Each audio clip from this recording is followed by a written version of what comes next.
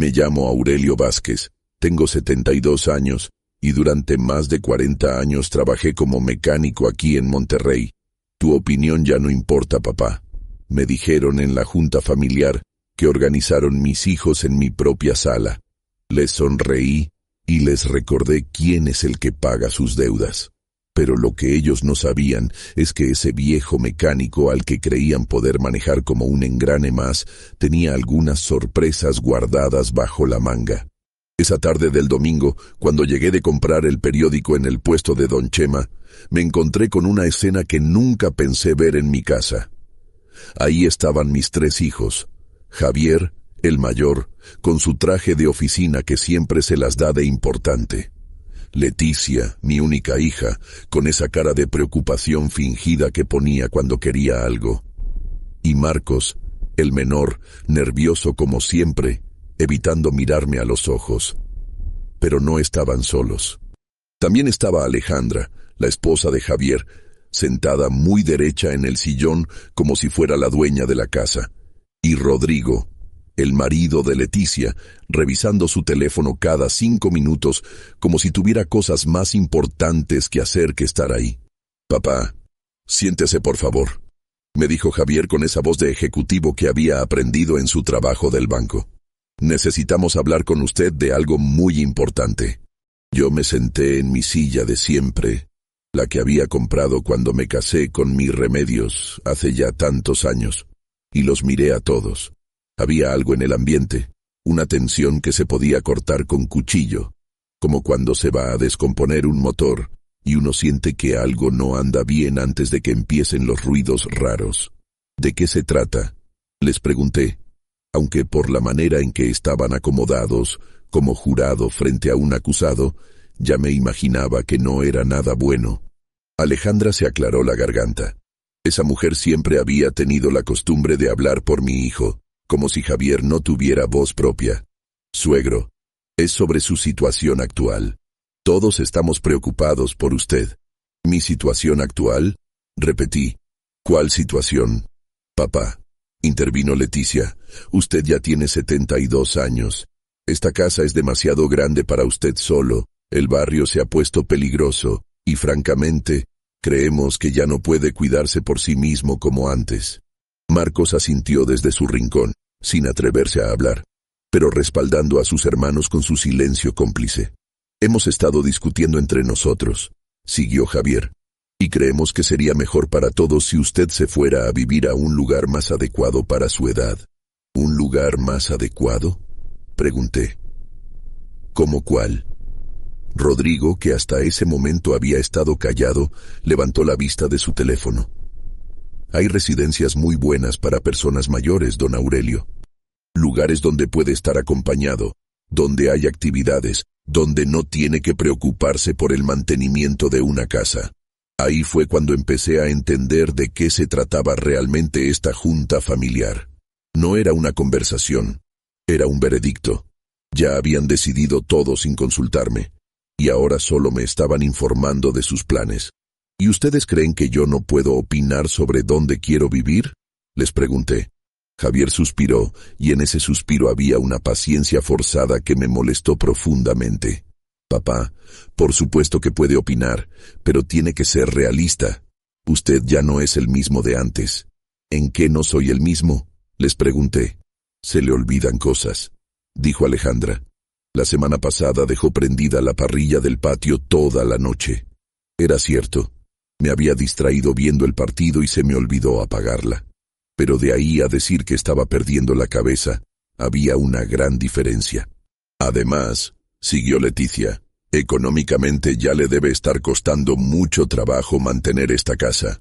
Los recibos de luz y gas están carísimos, la casa necesita reparaciones. Y nosotros», intervino Rodrigo, «podríamos ayudarle mejor si estuviera en un lugar más pequeño, más manejable». «Ayudarme». Esa palabra me sonó extraña viniendo de él, considerando que en los 5 años que llevaba casado con mi hija, las únicas veces que había pisado mi casa habían sido en Navidad y en mi cumpleaños. «¿Qué va a pasar con mi casa si me voy?», pregunté, aunque ya me imaginaba la respuesta. Los 5 se miraron entre ellos, Y en esas miradas vi toda la conversación que habían tenido antes de venir a verme. La conversación en la que habían planeado todo esto sin incluirme. Bueno, papá, dijo Javier, tendríamos que venderla. Las residencias cuestan dinero, y con lo que vale esta propiedad, podríamos pagar varios años de hospedaje. Y si sobra algo, añadió Leticia con una sonrisa que se suponía que era tranquilizadora, sería para repartir entre nosotros tres, como parte de la herencia. Ahí fue cuando todo se me aclaró. No se trataba de mi bienestar, se trataba de mi casa. Esta casa que había comprado con el sudor de mi frente, que había reparado y mejorado durante décadas, que había sido el hogar donde crecieron ellos mismos. ¿Y si yo no quiero irme?, les pregunté. La respuesta de Javier me dolió más que si me hubiera dado una cachetada. Papá, tu opinión ya no importa. Nosotros somos los que vamos a tener que hacernos responsables de ti, los que vamos a tener que cuidarte cuando ya no puedas valerte por ti mismo. Tenemos derecho a decidir cómo hacerlo de la manera que sea mejor para todos. Tu opinión ya no importa. Esas palabras se me quedaron sonando en los oídos como el ruido de un motor descompuesto. Ahí estaba mi hijo mayor, el que había estudiado administración, gracias a que yo trabajé dobles turnos en el taller, diciéndome que mi opinión ya no importaba en mi propia vida. Además, siguió Alejandra, usted ya no puede tomar decisiones tan importantes solo. Nosotros sabemos lo que es mejor para usted. Me quedé callado un momento, sintiendo cómo se me revolvía algo en el estómago. Los miré a los 5, sentados en mi sala, en mi casa, planeando mi futuro como si yo fuera un objeto que había que reubicar en el lugar más conveniente. Entiendo, les dije finalmente, y vi cómo se relajaron un poco, pensando que había aceptado sus planes. Pero antes de tomar cualquier decisión, necesito revisar algunas cosas. ¿Qué cosas, papá?, preguntó Marcos, hablando por primera vez en toda la conversación. Les sonreí, con esa sonrisa tranquila que ponía cuando estaba a punto de desarmar un motor complicado, y sabía exactamente dónde estaba el problema. Necesito revisar quién es el que paga sus deudas, les dije. Vi cómo se miraron entre ellos confundidos. Javier frunció el ceño. ¿De qué habla, papá? Hablo de los préstamos que les he hecho a lo largo de los años. Hablo de las hipotecas que les ayudé a pagar. Hablo de los carros que les financié. Hablo de todo el dinero que ha salido de esta casa para resolver sus problemas financieros. La expresión de sus caras empezó a cambiar. Alejandra se puso pálida. Rodrigo dejó de ver su teléfono. Leticia se acomodó nerviosa en su asiento. Porque resulta, seguí diciendo, disfrutando cada palabra, que el viejo mecánico que creen que ya no puede tomar decisiones tiene la memoria perfectamente clara para recordar cada peso que les ha prestado, cada deuda que ha pagado por ustedes, cada vez que ha sacado dinero de sus ahorros para resolver sus crisis. En ese momento, entendí algo que cambió todo. Mis hijos no me veían como su padre, me veían como su banco personal, y pensaban que ya era hora de cobrar el premio mayor. Permítanme contarles cómo un mecánico de barrio llegó a convertirse en el banco personal de sus propios hijos, porque esta historia no empezó con esa junta familiar, sino muchos años atrás, cuando yo era un chamaco de 17 años que olía a aceite de motor y tenía las uñas siempre negras de grasa. Mi padre, Cipriano Vázquez, tenía un pequeño taller mecánico en la colonia Independencia, aquí en Monterrey. Era un lugar modesto, con espacio para 3 carros máximo, pero mi papá tenía manos de oro para componer cualquier motor que llegara descompuesto. Aurelio, me decía mientras yo le alcanzaba las herramientas, en este negocio no solo arreglas carros, arreglas problemas. Y el que soluciona problemas siempre tiene trabajo. Tenía razón mi padre. Durante esos primeros años, mientras aprendía a desarmar motores y a leer los ruidos que hacían cuando algo andaba mal, también aprendí algo más valioso: a escuchar a la gente. Los clientes llegaban al taller no solo con carros descompuestos, sino con preocupaciones, con prisas, con historias. Y yo, Callado como siempre fui, observaba y escuchaba. Veía cómo don Evaristo, que tenía una tienda de abarrotes, llegaba cada mes con su camionetita para el servicio, y siempre aprovechaba para contarle a mi papá sobre sus planes de expandir el negocio. Veía cómo la maestra Consuelo traía su Tsuru viejo, pero lo cuidaba como si fuera nuevo, porque era lo único que tenía. Veía cómo los empresarios llegaban en carros caros, pero siempre andaban con prisas, siempre hablando de dinero, siempre preocupados por cosas que yo no entendía entonces. En 1972, cuando tenía 21 años, conocí a mis Remedios en una kermes de la iglesia. Ella vendía tamales con su mamá, tenía unas manos chiquitas que hacían las mejores tortillas de harina del barrio, y una sonrisa que me tranquilizaba después de los días más pesados en el taller. Nos casamos en 1974. Y ella se vino a vivir conmigo en un cuartito que construí detrás del taller de mi papá. Remedios nunca se quejó del olor a aceite que siempre traía en la ropa, nunca me reclamó que llegara con las manos sucias. Al contrario, me ayudaba a llevar las cuentas del taller, me animaba cuando pensaba en comprar herramientas nuevas, y cuando empecé a soñar con tener mi propio negocio, ella vendió sus aretes de oro de la boda para ayudarme con la inversión inicial. Javier nació en 1975, cuando yo acababa de abrir mi propio taller en esta misma casa donde ahora vivo. Recuerdo esa madrugada cuando Remedios me despertó con las contracciones, cómo corrimos al hospital en mi Datsun del 72, cómo lloré cuando escuché el primer grito de mi hijo. En ese momento, con Javier en mis brazos, le prometí que trabajaría día y noche para darle todo lo que yo no había tenido. ¿Qué error más grande cometí con esa promesa? Leticia llegó en 1977 y Marcos en 1980. Para entonces el taller ya estaba funcionando bien, tenía clientes fijos y había empezado a hacer algo que aprendí viendo a los empresarios que llegaban a arreglar sus carros: invertir. No en la bolsa ni en cosas complicadas que no entendía, sino en cosas sencillas y seguras. Compré mi primera propiedad en 1978, un terreno pequeño en lo que entonces era las afueras de Monterrey, por Santa Catarina. Era barato porque estaba lejos de todo, pero yo había notado cómo crecía la ciudad, cómo cada año se extendía más hacia los cerros. Construí una casita sencilla ahí y la renté a una familia de maestros. La renta me ayudaba a pagar la hipoteca y me sobraba un poco. Con los años, el taller creció.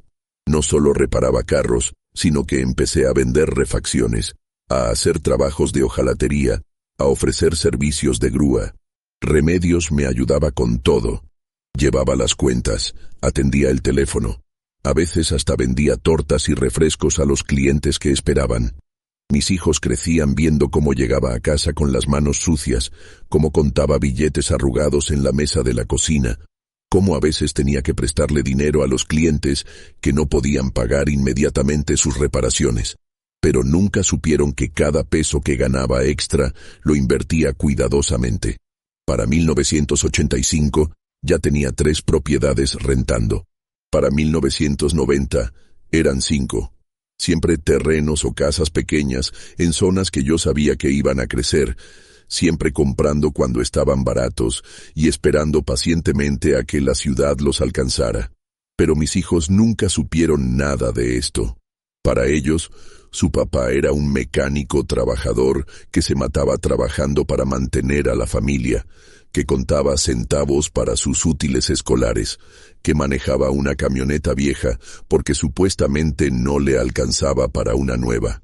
Cuando Javier se graduó de la preparatoria, en 1993, quería estudiar administración en el tecnológico. La colegiatura era cara para un mecánico de barrio, pero yo tenía el dinero apartado desde años atrás. Lo que no le dije es que ese dinero salió de las rentas de mis propiedades, no del taller. Papá, me dijo Javier cuando lo inscribí, no sé cómo le va a hacer para pagarme la escuela. Me siento mal de que se sacrifique tanto por mí. No te preocupes, mijo, le respondí. Para eso trabajamos los padres, para que nuestros hijos tengan mejores oportunidades. Lo mismo pasó con Leticia cuando quiso estudiar enfermería y con Marcos cuando se decidió por computación. Yo pagué sus colegiaturas, sus libros, sus gastos, siempre con esa cara de sacrificio que ellos esperaban ver, siempre haciéndoles creer que me estaba partiendo la madre para darles educación. La verdad es que para entonces ya tenía 8 propiedades rentando y 2 cuentas bancarias que crecían mes con mes. Pero seguía usando la misma ropa de trabajo hasta que se deshacía. Seguía manejando carros viejos. Seguía viviendo como si fuera un mecánico pobre que apenas salía adelante. Cuando Javier se casó con Alejandra en 1998, me pidió prestado para el enganche de su casa. Papá, sé que es mucho dinero, pero el banco me pide el 20% de enganche, y pues usted sabe cómo están las cosas en el trabajo. Le presté los 150,000 pesos que necesitaba, y él firmó un pagaré prometiendo pagarme en 2 años. Nunca me pagó. Después me pidió para el carro, después para unos muebles, después para un viaje que Alejandra quería hacer. Cada vez firmaba pagarés, cada vez prometía pagar, cada vez encontraba una razón para no cumplir. Leticia hizo lo mismo cuando se casó con Rodrigo. Me pidió para la boda, para el enganche de su departamento, para los muebles, para una operación que necesitaba Rodrigo. Siempre con esa cara de, papá, usted es el único que nos puede ayudar. Siempre prometiendo pagar cuando mejorara su situación. Marcos fue el peor. Empezó a pedirme dinero desde que estaba en la universidad. Para sus proyectos de computación, para una sociedad que iba a hacer con unos compañeros, para un negocio de páginas web que nunca funcionó. Siempre grandes planes, siempre necesitando una pequeña inversión de su papá. Durante todos estos años, yo llevaba mis cuentas meticulosamente. En una libreta que guardaba en la caja fuerte del taller, tenía anotado cada peso que les había prestado, cada pagaré que habían firmado, cada promesa de pago que habían roto. Javier me debía, hasta esa tarde del domingo, 740,000 pesos. Leticia me debía 530,000. Marcos me debía 610,000. En total, mis 3 hijos me debían 1,880,000 pesos, sin contar intereses. Pero para ellos, yo seguía siendo el mecánico pobre que se sacrificaba por sus hijos, el que vivía en la misma casa de siempre, el que manejaba carros viejos, el que no tenía más patrimonio que su taller y su casita. Lo que no sabían es que el pobre mecánico tenía 12 propiedades rentando en diferentes partes de Monterrey, 3 cuentas bancarias con cifras que ni ellos mismos podían imaginar, y inversiones que había hecho durante 40 años de trabajo silencioso.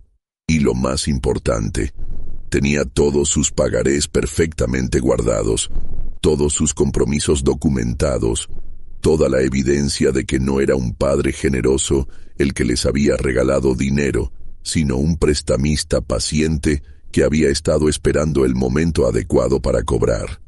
Después de que murió mi Remedios en 2019 por un cáncer que se la llevó en 6 meses terribles, mis hijos empezaron a comportarse diferente conmigo.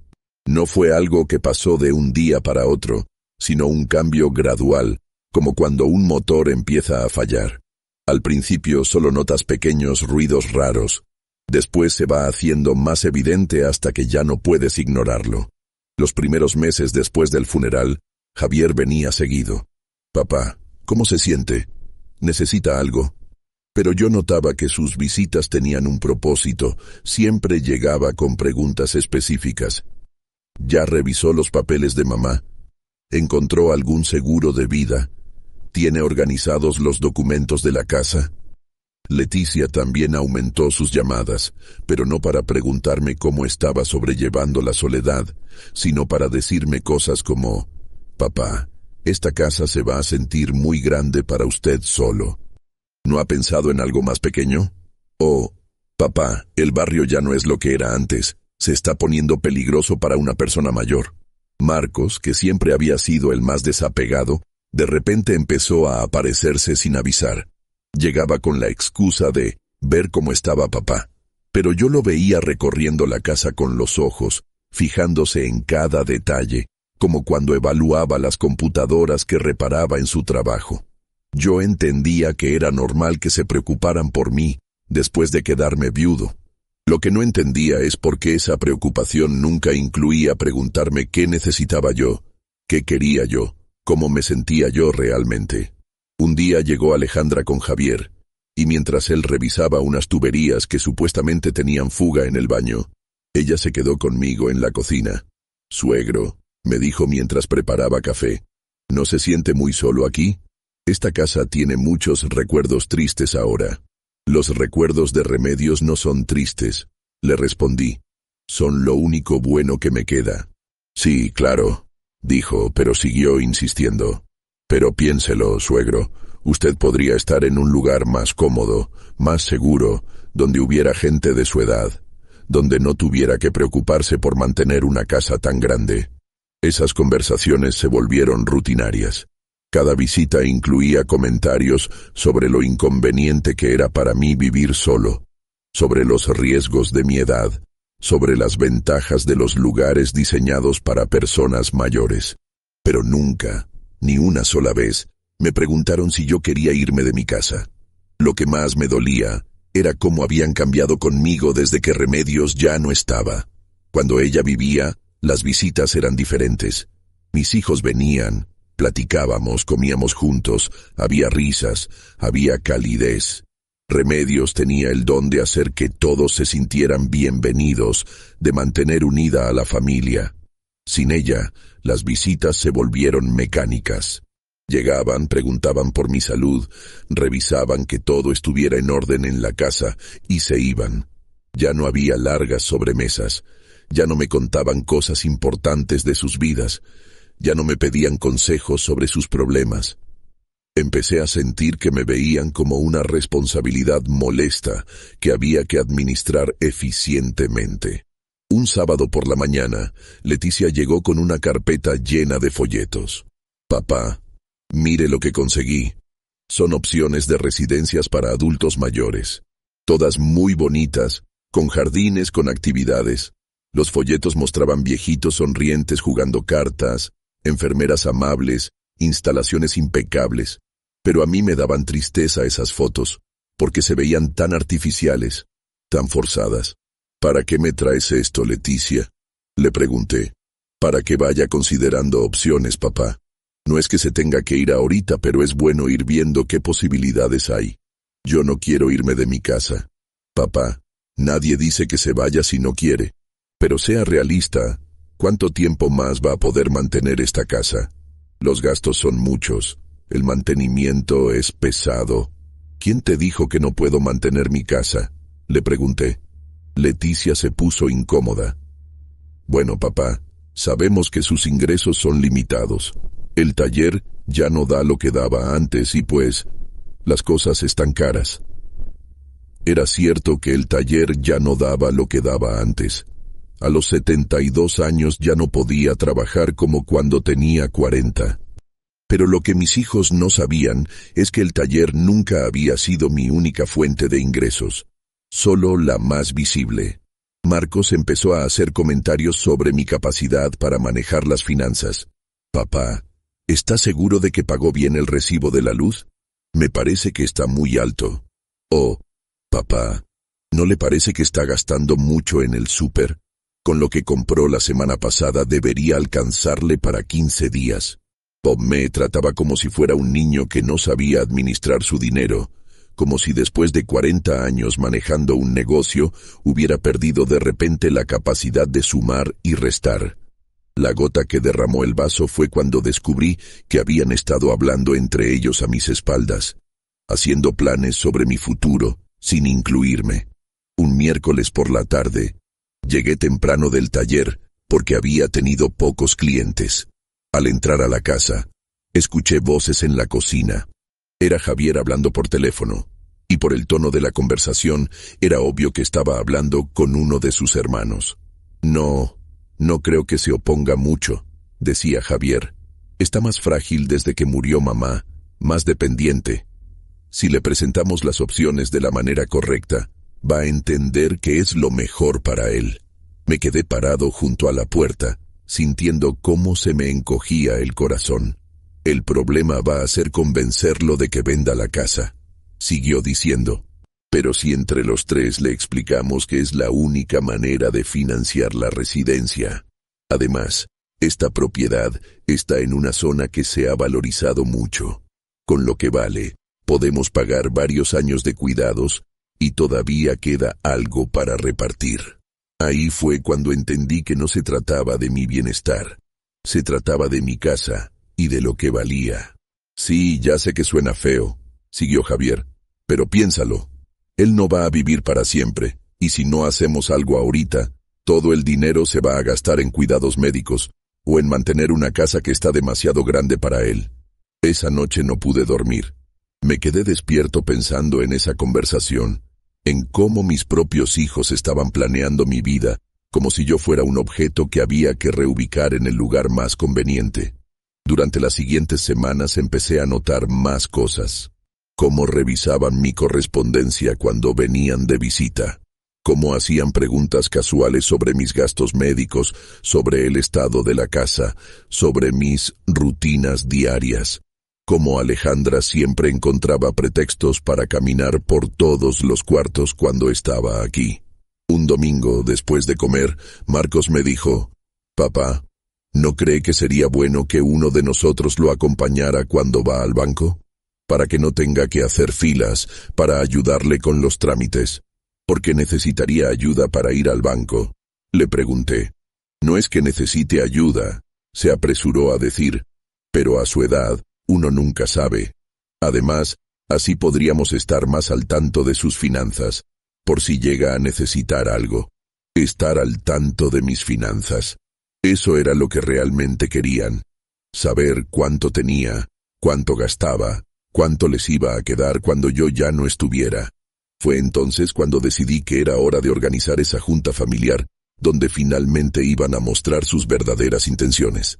Les dije que quería hablar con todos juntos sobre mi futuro, que había estado pensando en sus sugerencias y que quería escuchar sus propuestas formalmente. La manera en que se emocionaron cuando les dije esto, me confirmó que llevaban meses esperando esta oportunidad. El domingo que se juntaron todos en mi sala, yo ya sabía exactamente lo que iban a decir. Ya sabía que iban a hablar de residencias, de la venta de la casa, de repartir lo que quedara. Ya sabía que iban a tratarme como si mi opinión no importara.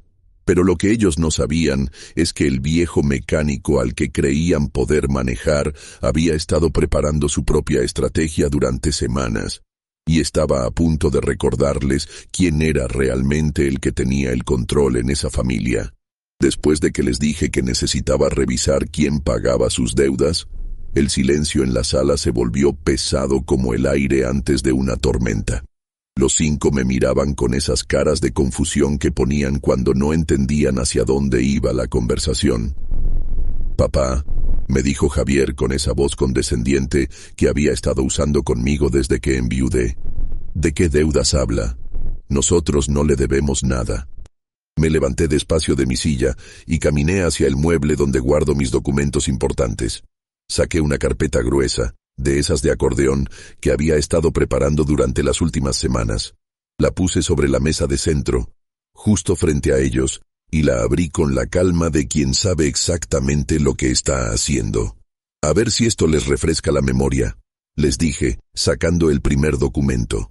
«Javier, aquí tienes tu pagaré del 15 de mayo de 1998.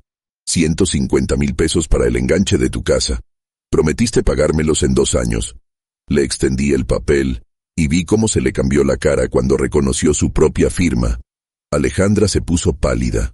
«Papá, pero eso fue hace más de 20 años», balbuceó Javier. «¿Y?», le pregunté. «¿Los años cancelan las deudas automáticamente? Porque aquí tengo también el pagaré del 12 de octubre del 2001, cuando te presté 80,000 pesos para tu carro. Y este otro del 3 de marzo del 2005, cuando necesitaste 60,000 para los muebles de la sala». Seguí sacando documentos, uno tras otro, viendo cómo la cara de Javier se ponía cada vez más roja. Ah, y aquí está mi favorito, el del 18 de diciembre del 2010, cuando Alejandra quería ir a Europa y necesitaban 120,000 pesos para el viaje. Es nuestro aniversario, papá, solo esta vez, me dijiste. Me volteé hacia Leticia, que se había quedado muy callada en su silla. Leticia, mi amor, aquí están tus papeles. El pagaré del 22 de junio del 2002, 90,000 pesos para tu boda. El del 8 de abril del 2004, 70,000 para el enganche de tu departamento. El del 15 de noviembre del 2008, cuando Rodrigo necesitó 100,000 pesos para su operación de la vesícula. Rodrigo dejó de ver su teléfono y me miraba con los ojos muy abiertos. Y no se me olvide seguí, sacando otro documento, del 25 de febrero del 2015, cuando necesitaron 200,000 pesos porque Rodrigo perdió su trabajo y no podían pagar la hipoteca. Solo hasta que me acomode, suegro, me dijiste. Han pasado 8 años, Rodrigo. Finalmente me dirigí a Marcos, que había tratado de hacerse invisible en su rincón. Y tú, Marcos, mi hijo menor, aquí tengo una colección especial de tus préstamos, empezando por este del 10 de septiembre del 2000, cuando estabas en la universidad y necesitabas 50,000 pesos para tu proyecto innovador de páginas web. Marcos tragó saliva audiblemente. Después vino el del 5 de enero del 2003, 75,000 pesos para la sociedad que ibas a hacer con tus compañeros de la universidad. El del 20 de agosto del 2007, 90,000 para tu negocio de computadoras.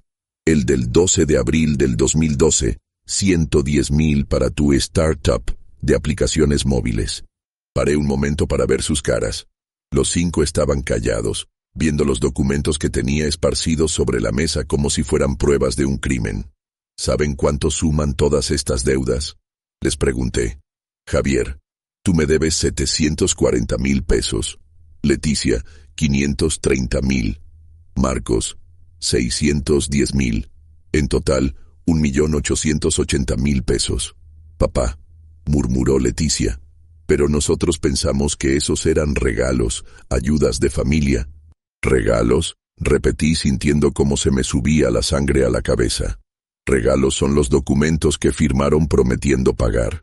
Regalos son las fechas específicas que pusieron para devolver el dinero.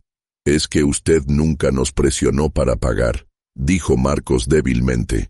No los presioné porque confiaba en que eran personas de palabra, porque creí que cuando estuvieran en mejor situación económica me pagarían sin que tuviera que andarlos persiguiendo como si fuera un prestamista de barrio. Alejandra se aclaró la garganta. Suegro, entendemos que técnicamente les debemos dinero, pero han pasado muchos años. Legalmente, esas deudas ya están prescritas. Me reí, y fue una risa que no tenía nada de humor. ¿Legalmente? ¿En serio me van a salir con tecnicismos legales para no pagarle a su propio padre? No es eso, se apresuró a decir Javier. Pero papá, usted sabe que nosotros no tenemos ese dinero ahorita. Si lo tuviéramos, por supuesto que se lo pagaríamos. ¡Qué casualidad!, les dije. No tienen dinero para pagarme lo que me deben, pero sí tienen planes muy específicos sobre cómo repartirse el dinero de la venta de mi casa. El silencio que siguió fue tan pesado que se podía cortar con cuchillo. Porque de eso se trata todo esto, ¿verdad? Seguí. No se trata de mi bienestar.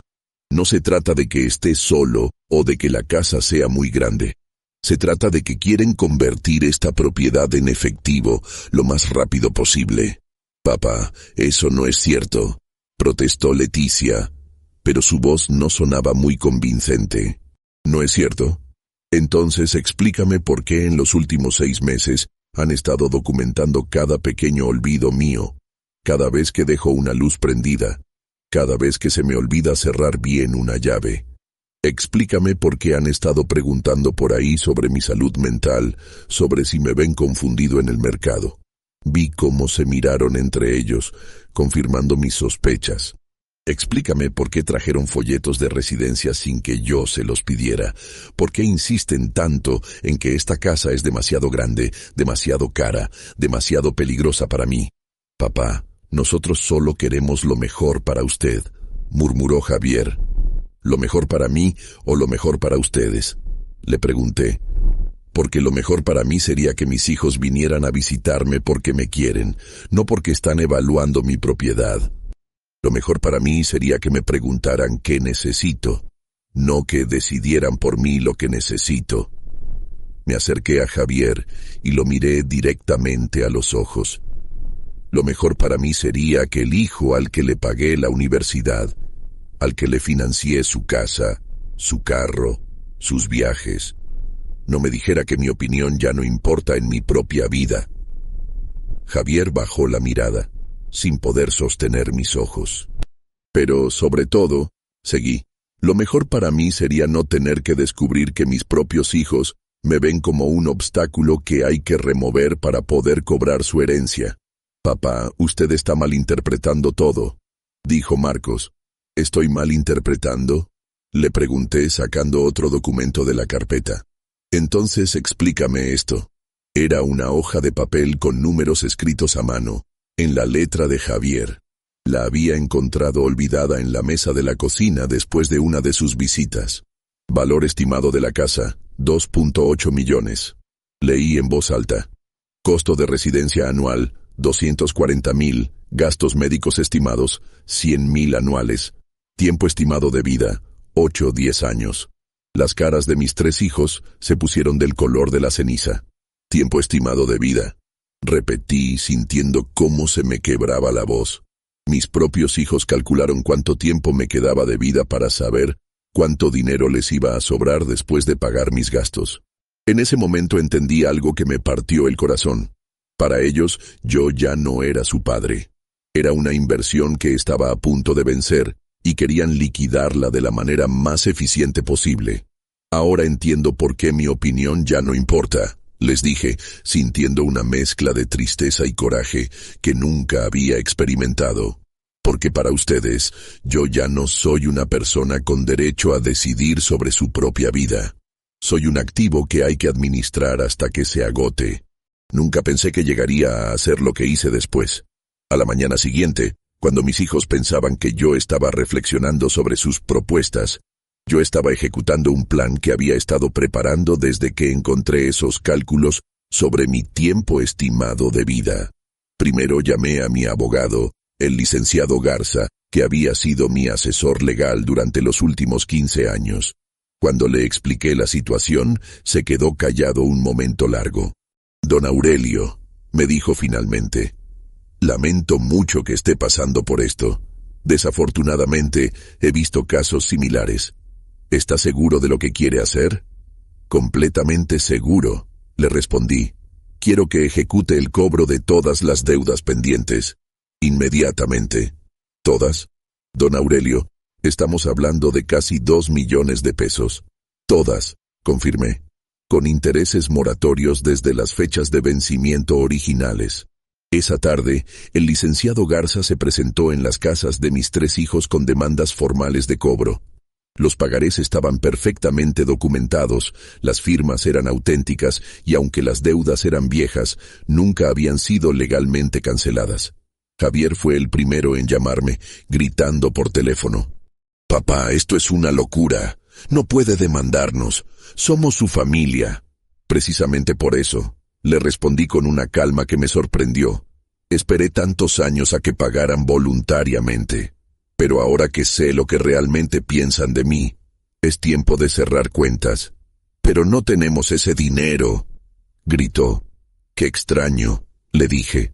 «Según tus cálculos, después de vender mi casa y pagar mis gastos hasta que me muera, iban a quedar más de 1,5 millones de pesos para repartir. Seguramente pueden encontrar la manera de conseguir lo que me deben». Leticia llegó a mi casa esa misma noche, llorando. «Papá, por favor no haga esto. Rodrigo va a perder su trabajo si lo demandan. Van a embargar nuestro departamento». «Leticia», le dije, sintiendo una mezcla de tristeza y firmeza. «Cuando necesitaste dinero para tu boda, para tu casa, para los gastos de Rodrigo, yo nunca te pregunté si tenías cómo pagarme. Te presté porque confiaba en ti, porque eras mi hija. Y sigo siendo su hija». «¿En serio?», Porque las hijas no calculan cuánto tiempo de vida les queda a sus padres para saber cuánto dinero van a heredar. Marcos fue el que más se desesperó. Llegó al día siguiente como loco, suplicando que detuviera las demandas. Papá, ¿va a destruir a la familia? ¿Vale la pena todo esto por dinero? No es por dinero, Marcos, le expliqué. Es por respeto, es por dignidad. Es porque me di cuenta de que para ustedes, yo soy solo un obstáculo entre ustedes y mi herencia. Pero yo no me quedé solo con las demandas. Esa misma semana hice algo que ninguno de ellos esperaba. Puse mi casa en venta. No en cualquier inmobiliaria, sino con el mejor agente de bienes raíces de Monterrey, con anuncios en internet, con fotografías profesionales, con todo el paquete completo. La casa salió valorada en 2 millones de pesos, 400,000 más de lo que mis hijos habían calculado. Cuando Javier se enteró, vino corriendo. Papá, no puede vender la casa. Esa es nuestra herencia. ¿Su herencia? Le pregunté. Javier, la herencia es lo que queda después de que uno se muere. Yo todavía estoy muy vivo y esta es mi casa. Puedo venderla cuando se me dé la gana. ¿Y a dónde se va a ir? Ya encontré un lugar, le dije, disfrutando la expresión de pánico en su cara. Hay un residencial muy bonito para personas mayores en San Pedro, casitas individuales, jardines, seguridad las 24 horas. Me va a costar 1.8 millones de pesos. Vi cómo hacía cálculos mentalmente. ¿Y qué va a pasar con el resto del dinero? El resto del dinero se va a usar para cobrar las deudas que me deben ustedes 3, con intereses. La cara que puso no tenía precio, pero mi jugada maestra no había terminado. 2 días después, recibí una oferta por mi casa. 1 millón de pesos, casi al precio de lista. Una familia joven con 3 niños que había estado buscando exactamente lo que mi casa ofrecía. Esa noche reuní a mis 3 hijos para darles las noticias. La casa ya se vendió, les dije sin preámbulos. ¿Qué? Gritaron los 3 al mismo tiempo. Se vendió en 3.1 millones, firmó escrituras el viernes. Alejandra se puso de pie como resorte. Suegro, usted no puede hacer eso sin consultarnos. ¿Consultarles? Repetí. Como ustedes me consultaron cuando decidieron que mi opinión ya no importaba. Papá, esa casa tiene recuerdos de mamá, gritó Leticia. Los recuerdos de su madre no están en las paredes, Leticia. Están aquí. Me toqué el pecho. Y se van conmigo a donde yo decida vivir. Marcos estaba pálido. ¿Y el dinero de la venta? Me alegra que pregunten, les dije sacando una hoja de papel. Después de pagar la comisión de la inmobiliaria y los gastos de escrituración, me quedan 9 millones libres. Los 5 me miraban con atención absoluta. De esos 2.9 millones, 1.8 millones se van a destinar al pago inmediato de sus deudas conmigo, con los intereses moratorios que se han acumulado durante todos estos años. Papá, eso no es justo, protestó Javier. No es justo cobrar dinero que me deben legalmente.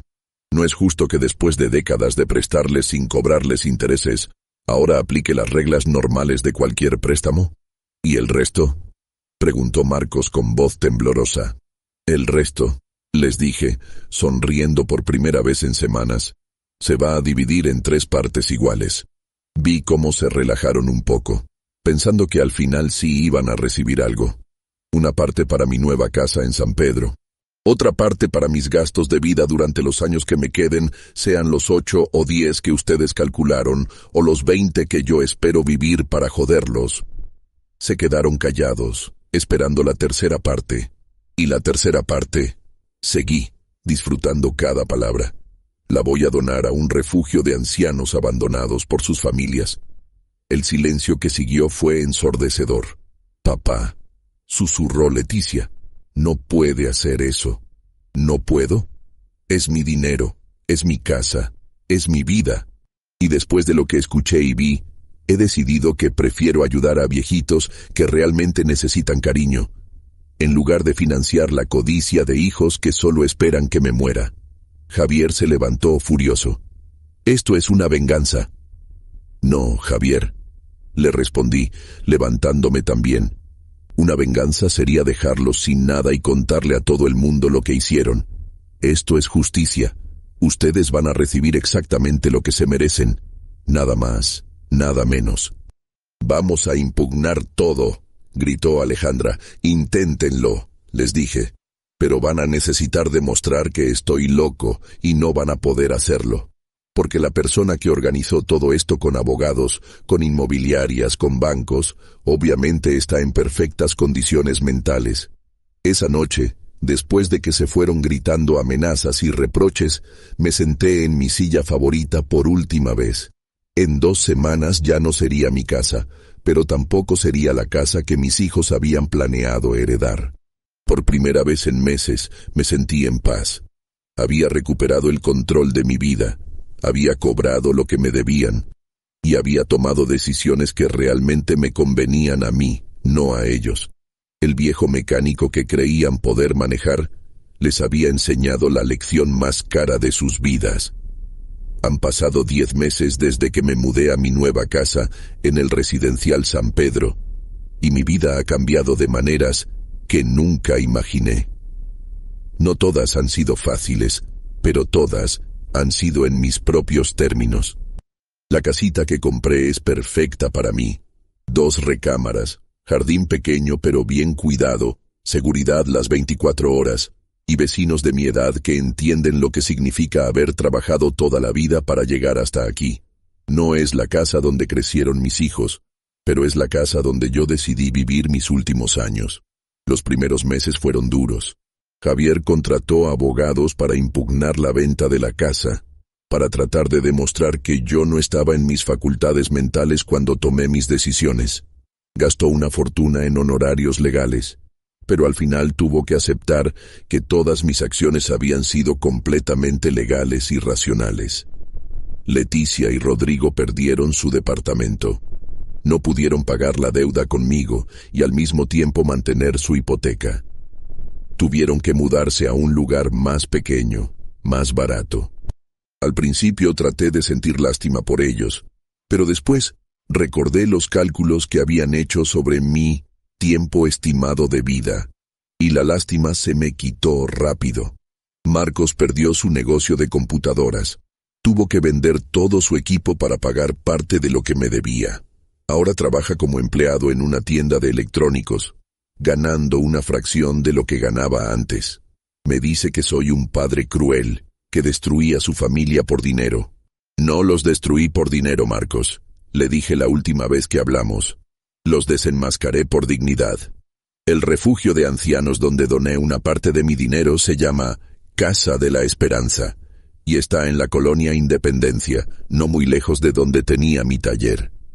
Voy a visitarlos una vez por semana, no como benefactor, sino como un viejito más que platica con otros viejitos. Ahí he conocido historias que me hacen sentir afortunado de haber actuado cuando lo hice.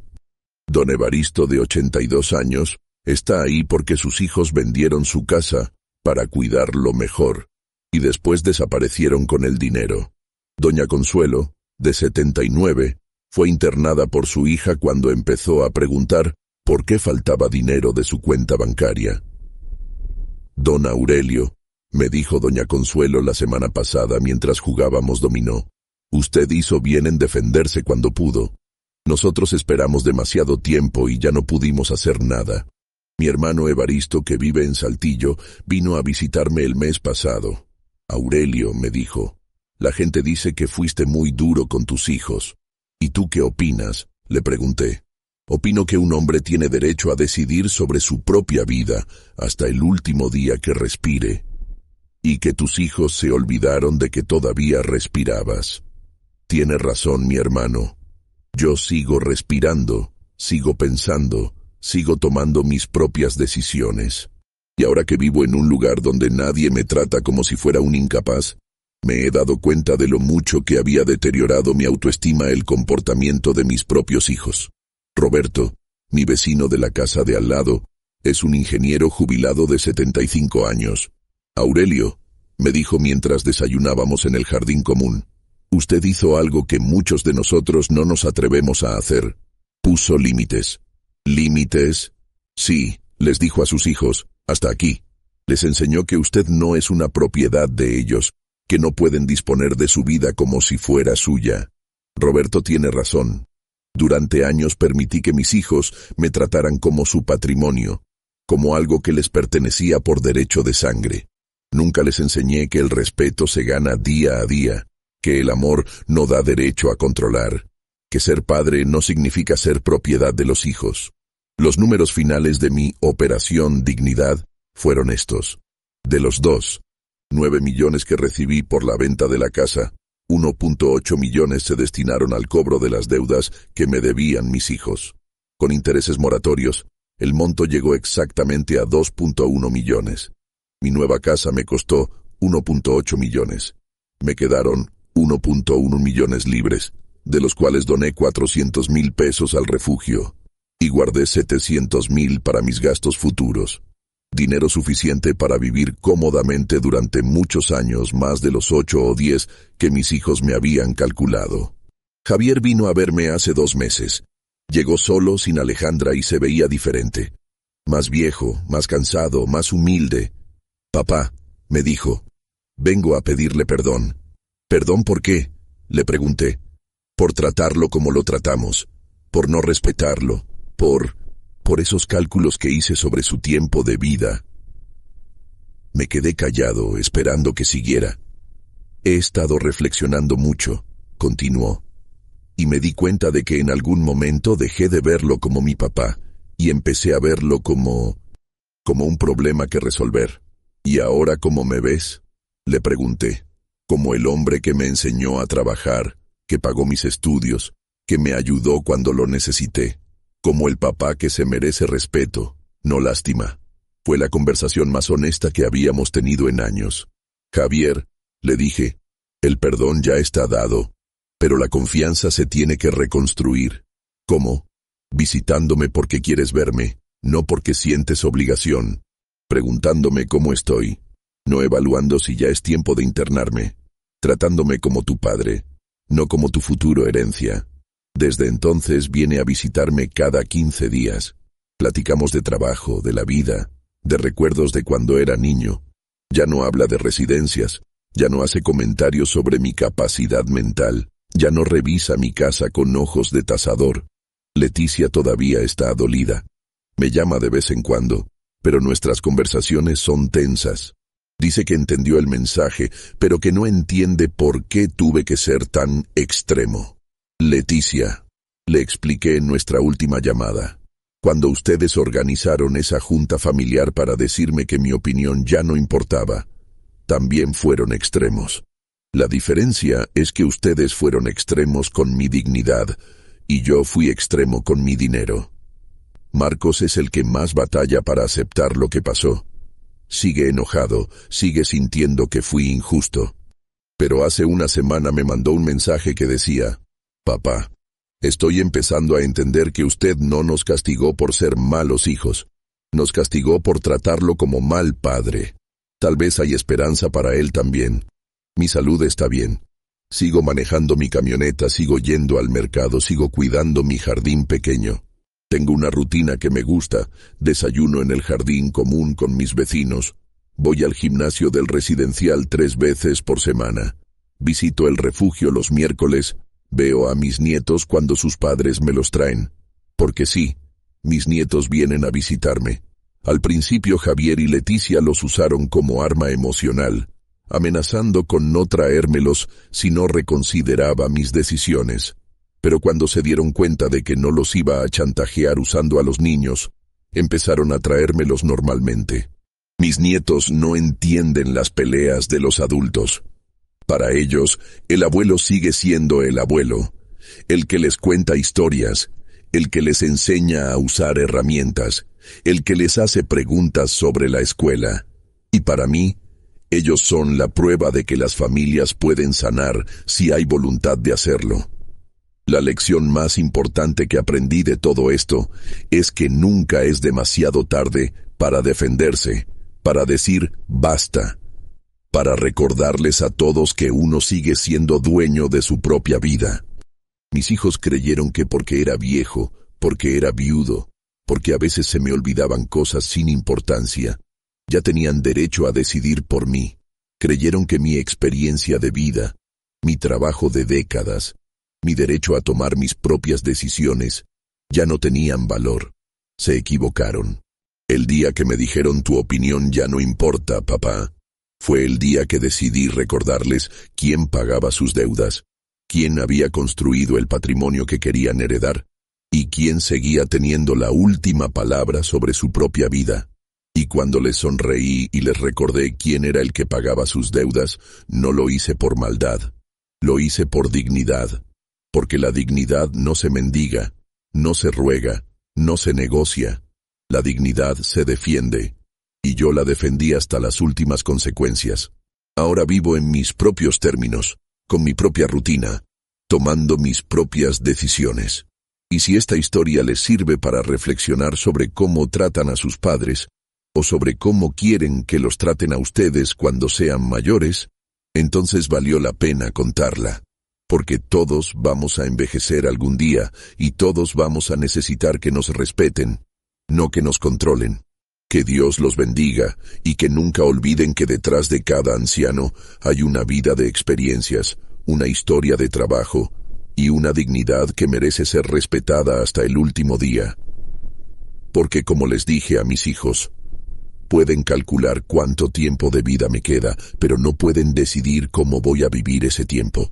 Esa decisión es mía, y solo mía.